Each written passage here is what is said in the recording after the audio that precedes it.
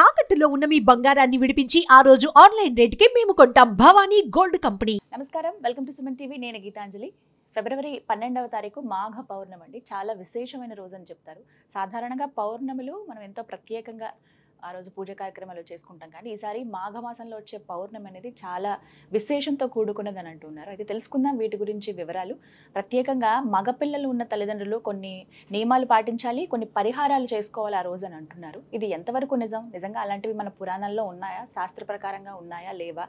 ఏమేం చేయాలి? వీటి గురించి తెలుసుకుందాం. వివరించేందుకు ప్రస్తుతం మనతో పాటు ఉన్నారు ప్రముఖ జ్యోతిష్యులు బ్రహ్మశ్రీ నందిభట్ల శ్రీహరి శర్మ గురువు గారు. వారితో మాట్లాడదాం. గురుగారు నమస్కారం అండి. వాగర్థ వివ సంపృక్తో వాగర్థ ప్రతిపత్తయే జగతః పితరౌ వందే పార్వతీ పరమేశ్వరౌ. సదాశివసమారంభాం శంకరాచార్య మధ్యమాం అస్మదాచార్య పర్యంతం వందే గురు పరంపరాం. ఆదిత్యాయ చ సోమాయ మంగళాయ బుధాయ చ గురుశుక్ర శనిభ్యశ్చ రాహవే కేతవే నమః. శృంగేరి జగద్గురు పీఠాధిపతులకి, కంచి పీఠాధిపతులకి నమస్కారములు తెలియజేసుకుంటూ కార్యక్రమాన్ని ప్రారంభిద్దాం. గురుగారు, మాఘ పౌర్ణమి చాలా విశేషమైన రోజు అని చెప్పారు. ఈ మధ్యకాలంలో మనం మాట్లాడుతున్నప్పుడు మీరు ఈ ప్రస్తావన తీసుకొచ్చారు. మగపిల్లలు ఉన్న తల్లిదండ్రులు ఒక నియమం పాటించాలి, ఒక పరిహారం కూడా చేసుకోవాలమ్మా, అప్పుడు గుర్తు చేయండి చెప్తానన్నారు కదా. ఇది సందర్భం మాఘ పౌర్ణమి 12వ తారీఖు, కొద్ది రోజులే ఉంది. ప్రత్యేకించి అసలు ఏంటండి, ముందుగా విశిష్టత మాట్లాడుకుని మగపిల్లలు ఉన్న తల్లిదండ్రులు ఏం చేయాలి అనేది కూడా వివరించండి. తప్పకుండానమ్మా. అంటే మనకున్నటువంటి పౌర్ణమిలలో మనకు మాఘ పౌర్ణమి, వైశాఖ పౌర్ణమి, ఆషాఢ పౌర్ణమి, కార్తీక పౌర్ణమి, ఈ 4 పౌర్ణములకి చాలా ప్రత్యేకమైనటువంటి స్థానం ఉంది.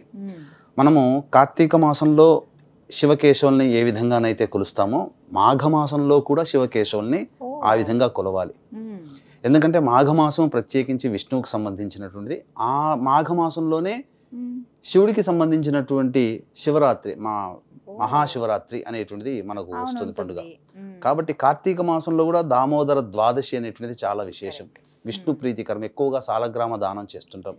పౌర్ణమికి చాలా విశిష్టత ఎందుకు అనంటే మనది ఈ చాంద్రమాన ప్రకారం నడిచేటువంటిది. కాబట్టి చంద్రుడు ఎప్పుడైతే బలంగా ఉంటాడో ఆ రోజున విశేషం అని చెప్పబడింది. అందుకనే మనకు ప్రతి ముహూర్తాల్లో కానీ ఏ పుణ్యకార్యం చేసినా స్వస్తి శ్రీ చాంద్రమాన వ్యవహారిక అని అంటారు.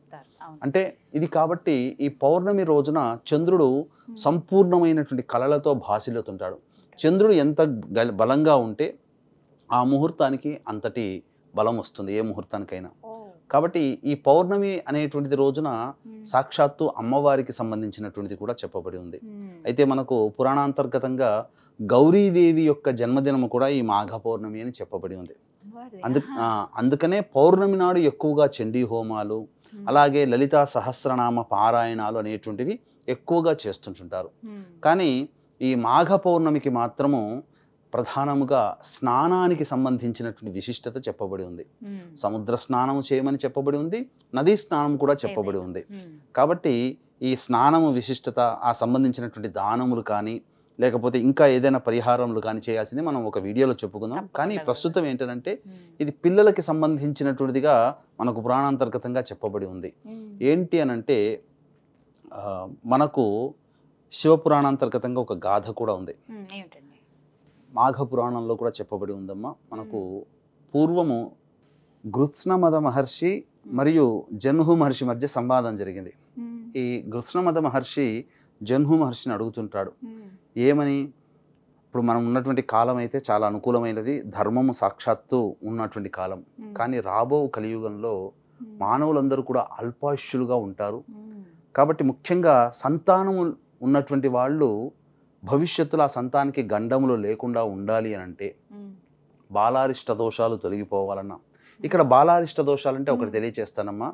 మనిషి పుట్టినటువంటి దారభ్యత 8, అలాగే 16, 24, మ్యాక్సిమం 32 సంవత్సరాల వరకు ఈ బాలారిష్ట దోషాలు అనేటువంటివి మానవుల్ని వెంటాడుతాయి. కాబట్టి ఈ బాలారిష్ట దోషాలు అనేటువంటివి లేకుండా వాళ్ళ వంశం అనేటువంటిది అక్కడితో ఆగిపోకుండా వంశము ముందుకు వెళ్ళాలి. ఆ వంశాన్ని ముందుకు తీసుకువెళ్ళేటువంటి వ్యక్తి పురుషుడే. కాబట్టి అటువంటి మగపిల్లలు పుట్టినటువంటి తల్లిదండ్రులు ఆ పిల్లల కోసం, ఆయురారోగ్యాల కోసం ఏదైనా ఒక దానం ఏదైనా ఉందా, వ్రతం ఏదైనా ఉందా అని చెప్పి అడగడం జరిగింది. దానికి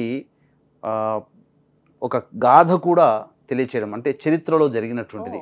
ఎందుకనంటే చరిత్ర అంటే అది కన్ఫర్మేషన్, జరిగినది కాబట్టి. జరిగిందని. ఏదో పుక్కిటి పురాణంలాగా కథల్లాగా కాకుండా జరిగింది. పూర్వము ఒక బ్రాహ్మణుడు కాశీనగరం ముందు నివసిస్తున్నాడు. ఆ దంపతులకు ఇద్దరికి కూడాను సంతానం లేక చాలా బాధపడుతున్నారు.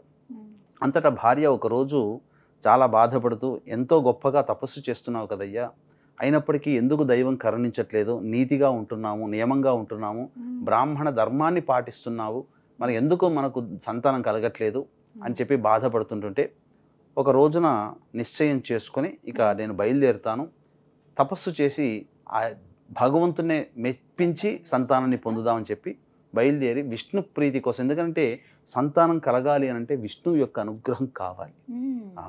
కాబట్టి ఆ యొక్క విష్ణు ప్రీతి కోసమే గొప్పగా తపస్సు చేయగా విష్ణువు భగవానుడు ప్రత్యక్షమై ఏం కావాలి అని అంటే, పున్నామ నరకాన్ని తప్పించేటువంటి పురుషుడు సంతానంగా కావాలని కోరుకుంటాడు నీ అనుగ్రహం వల్ల అని.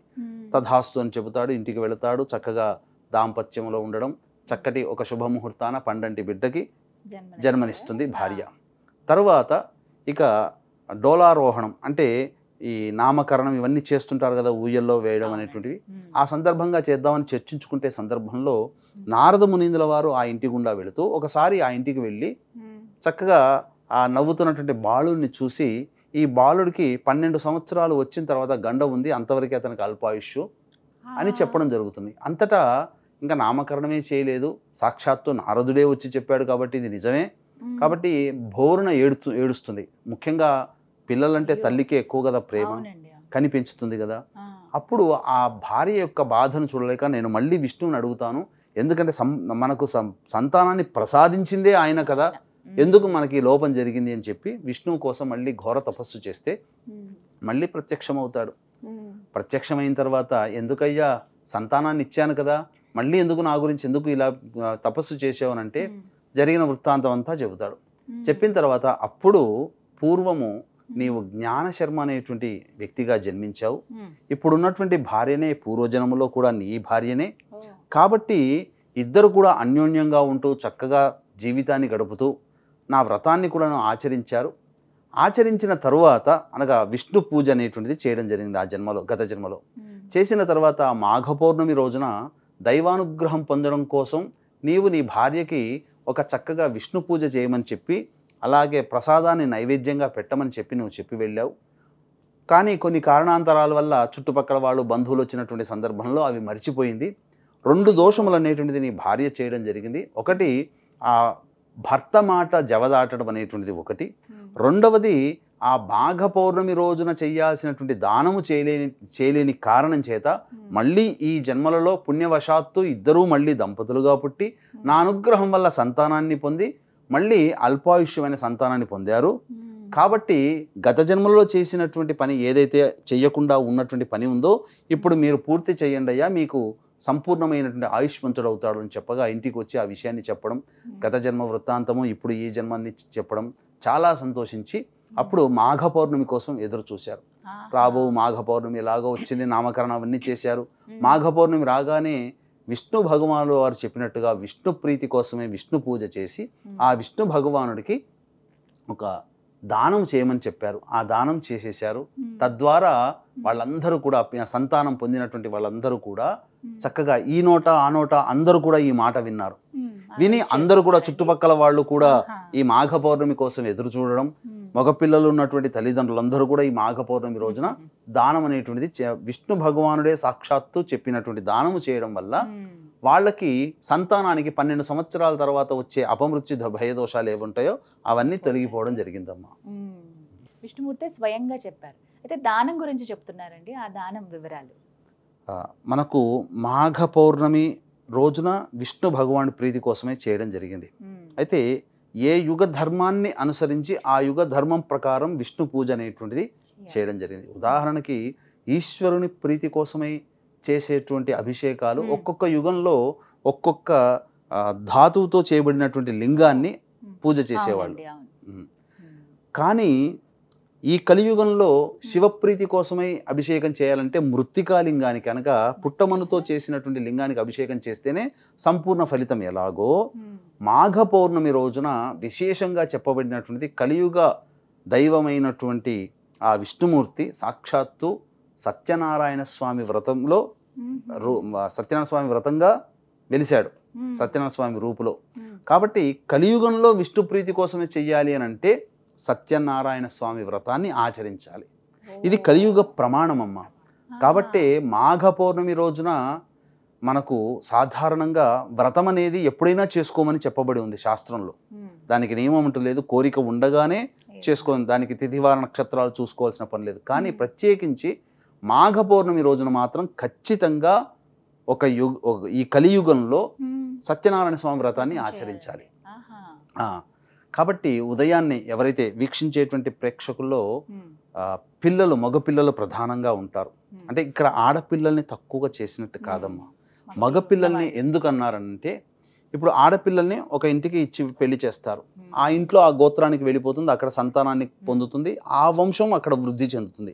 ఇక్కడ మీ వంశంలో సంతానం అనేటువంటిది, మగ సంతానము కలగాలన్నా, ముఖ్యంగా కలిగిన మగ సంతానము నిండు నూరేళ్లు ఆయురారోగ్యాలతో జీవించాలన్నా మాఘ పౌర్ణమి రోజున ఇప్పుడు మనం చెప్పుకోబోయే దానము ఖచ్చితంగా చేయాలి. వీలుంటే ప్రతి తల్లిదండ్రులు కూడా సత్యనారాయణ స్వామి వ్రతాన్ని ఆచరించాలి. దేవాలయాల్లో చేస్తుంటారు అమ్మ. వ్రతము అనేటువంటిది కానీ, నోము కానీ, ఏదైనా కానీ చేస్తున్నప్పుడు చేసిన వారికి ఎంత ఫలితం ఉంటుందో చూసిన వారికి కూడా కొంత ఫలితం వస్తుంది. 50% ఫలితం వస్తుంది, ఆ పుణ్యఫలం వస్తుంది. కాబట్టి చాలా మంది చెయ్యలేని శక్తి ఉన్నా వ్రతానికి ఎందుకు వెళతారు అని అంటే, వాళ్ళు చేసుకుంటున్నారు, ఆ వ్రత విధానం వల్ల మన కొంత వస్తుందని చెప్పి చుట్టుపక్కల వాళ్ళందరూ ఆ వ్రత సామాగ్రికి ఇవ్వడం అనేటువంటిది జరుగుతుంటుంది. ఆ విధంగా వీలైతే పొద్దున్నే చక్కగా లేచి కాలకృత్యాదులు తీర్చుకొని వీలుంటే ఉపవాసం ఉండాలి ఆ రోజున. ఆ రోజున ఉపవాసం ఉండి ప్రదోషకాల సమయం సమీపిస్తుందనగా మళ్ళీ కాలకృత్యాదులు తీర్చుకొని చక్కగా బ్రాహ్మణుని పిలిపించుకొని సత్యనారాయణ స్వామి వ్రతాన్ని ఆచరించాలి. ఇప్పుడు దంపతులు ఇద్దరు ఉండారండి, తల్లి తండ్రి ఉండని వాళ్ళు ఉంటారు, అయితే తల్లి ఉంటుంది లేకపోతే తండ్రి ఉంటారు, అలా ఒక్కరుగా కూడా చేయొచ్చా అండి? ఒక్కరుగా కూడా వ్రతాన్ని ఆచరించవచ్చు. ఇక్కడ ఏంటనంటే భర్త అనుమతి. ఇప్పుడు భర్త ఎక్కడో విదేశాల్లో ఉన్నాడు, భార్య చెయ్యాలి. అటువంటిప్పుడు భర్త అనుమతి తీసుకొని భర్త యొక్క వస్తువుని పక్కన పెట్టుకొని భార్య అయినా చేయవచ్చు. భార్య లేదు, వ్రతాన్ని పురుషుడైనా చేయవచ్చు, తప్పు లేదమ్మా. మళ్ళీ భార్య చేయవచ్చునమ్మా. భర్త లేనప్పుడు అంటే విదేశాల్లో ఉన్న వాళ్ళు ఏదో ఊళ్ళో ఉంటారు, కానీ గతిస్తే కనుక కూడా వ్రతం చేసుకోమని చెప్పబడింది. వ్రతానికి ఏం ఇబ్బంది లేదమ్మా. ఈ కలియుగ వ్రతం అనేటువంటిది దంపతులుగా ఉంటే దంపతులుగా చేసుకోవచ్చు. ఇప్పుడు దైవ అనుగ్రహాన్ని పొందడం కోసం పూర్వము రావణాసుడి తల్లి కైకసి అభిషేకం చేసుకోలేదా? ఆమె కోరిక మీదనే కదా గోకర్ణంలో మనకు ఆత్మలింగం అనేటువంటిది వచ్చింది.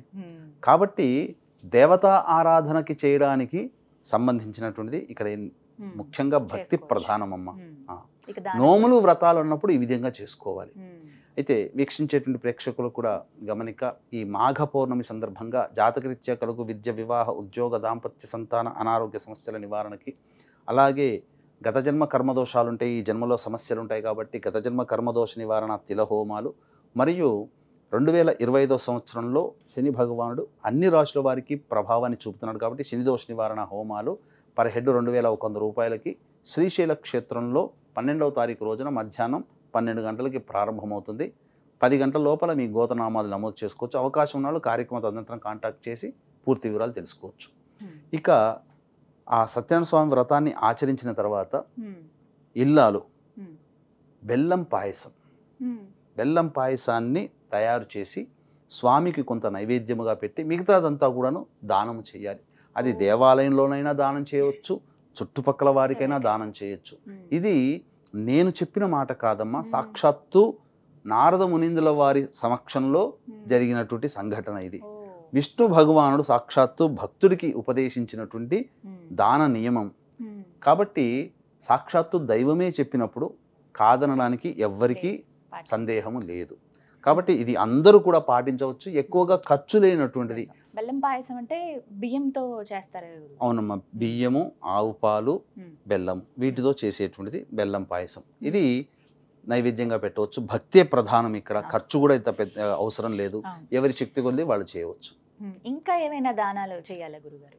ఇంకా దానములు వచ్చేసరికి చెప్పులు, గొడుగు, తిలలు, కంబళి ఇవన్నీ కూడా పౌర్ణమి రోజున దానం చేయవచ్చు. ఇంకా అవకాశం ఉంటే ఈ యొక్క పౌర్ణమి రోజున లలితా సహస్రనామ పారాయణం చేసిన విశేష పుణ్య ఫలితం.